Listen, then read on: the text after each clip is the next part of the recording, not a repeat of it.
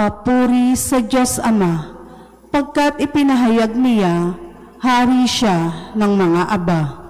Alleluia, alleluia, alleluia, alleluia, alleluia, alleluia. Sumainyo ang Panginoon. At sumaiyo rin. Ang mabuting balita ng Panginoon ayon kay San Lucas. Papuri sa iyo, Panginoon. Noong panahong iyon, bumalik na tuwang-tuwa ang 72.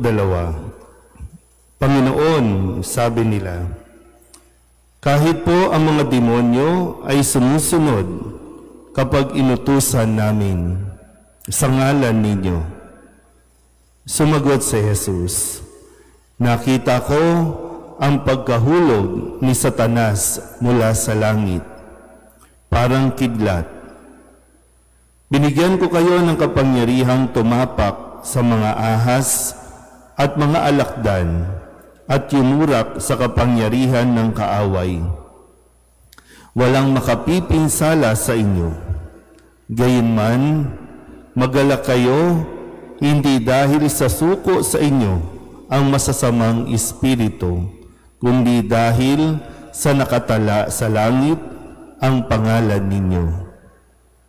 Nang oras ding iyon, si Jesus ay napuspos ng galak ng Espiritu Santo at sinabi niya, pinasasalamatan kita, Ama, Panginoon ng langit at lupa, sapagkat inilihim mo sa marurunong at pantas ang mga bagay na ito at inihayag mo sa mga taong ang kaloob ay tulad ng sa bata. Oo, Ama, sapagkat gayon ang ikinalulugod mo. Ibinigay sa akin ng aking Ama ang lahat ng bagay. Walang nakakakilala sa anak, kundi ang Ama, at walang nakakakilala sa Ama, kundi ang anak, at yaong marapating pagpahayagan ng anak. Umarap sa Jesus sa mga alagad at sinabi na di naririnig ng iba, mapalad kayo sapagkat nakita ninyo ang inyong nakikita ngayon. Sinasabi ko sa inyo, maraming propeta at mga hari ang nagnasang makakita ng inyong nakikita, ngunit hindi nila nakita. Hinangad din nilang mapakinggan ang inyong naririnig, ngunit hindi nila napakinggan. Ang mabuting balita ng Panginoon. Pinupuri ka namin, Panginoong Hesukristo. Isang magandang umaga po sa inyong lahat. Ngayon po ay Sabado ng ika-26 na linggo ng karaniwang panahon at ating pong ginugunita ang kapistahan ni San Francisco ng Assisi. At nawa sa halimbawa na ipinakita ni San Francisco ay matutunan din natin kung paanong sumunod kay Kristo ng buong kababaang loob at yung pamumuhay sa pinakasimpleng pamamaraan. Nang sa ganun, masigit na magkaroon ng puwang sa ating puso, sa ating buhay, ang mga salita ng ating Panginoong Hesukristo. Atin po munang balikan ang ilan sa mga salita na ibinigay sa atin ni Kristo upang tayo po ay magkaroon ng inspirasyon na magsumikap na makarating sa langit. Noong Lunes, ang sabi po ni Kristo, tandaan ninyo, makikita ninyong bukas ang langit at ang mga anghel ng Diyos ay manhik manaog sa kinaroroonan ng Ama o ng Anak ng Tao. Yung pagdiriwang natin ng Arkanghel Michael, Rafael at Gabriel na muli pinapaalala sa atin na mayroong mga anghel na naglilingkod sa Diyos upang tayo po ay gabayan. Nung Martes, ang sabi naman sa atin, sapagkat naparito ang anak ng tao, hindi upang ipahamak ang mga tao, kundi upang iligtas sila. Ito po yung punto na ayaw silang tanggapin sa isang bayan at ninais ng mga alagad na paulanan ng apoy. Pero hindi sila pinahintulutan ni Kristo at yun nga ang sinabi na hindi nais si Kristo mapahamak, maging ang mga taong ayaw siyang kilalanin. Noong Miyerkules, sa pagtawag ni Jesus sa mga tao na sumunod sa Kanya, may kanya-kanyang dahilan.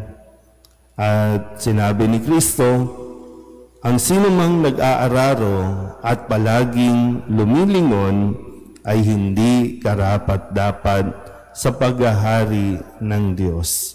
Minsan sumusunod tayo kay Kristo, pero balik tayo ng balik sa ating pong pamumuhay na hindi wasto.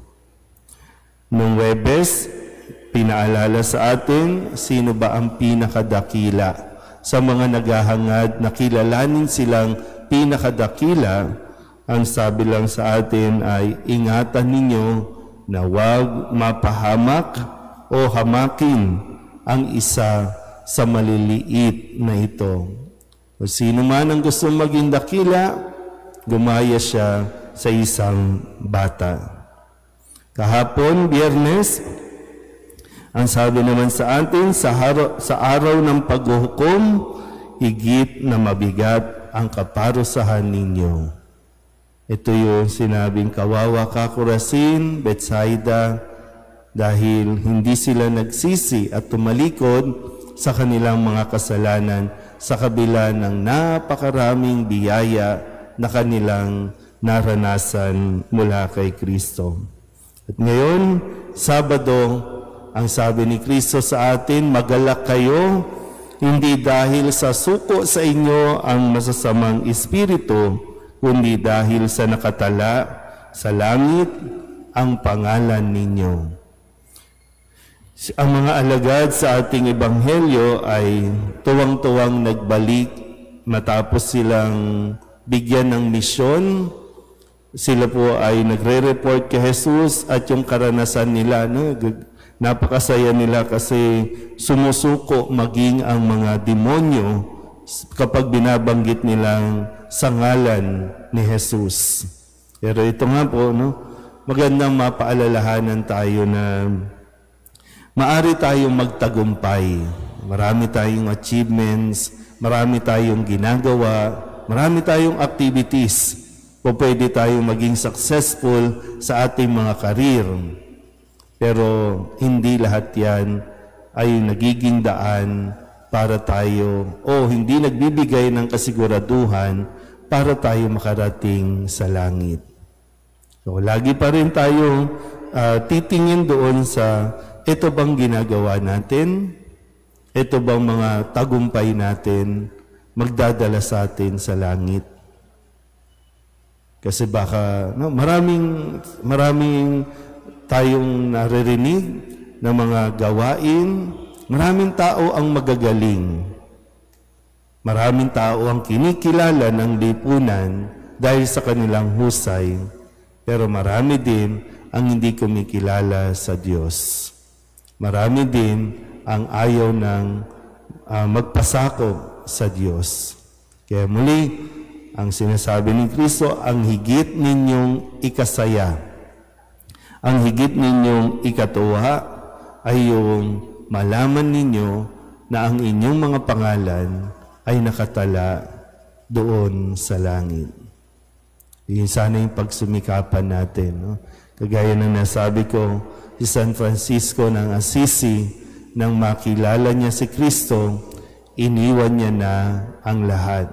Maging ang lifestyle o yung kanyang pamumuhay na makamundo, iniwan niya. Maging ang kayamanan niya na dapat ipapamana sa kanya, iniwan niya para lamang mapasa Diyos siya.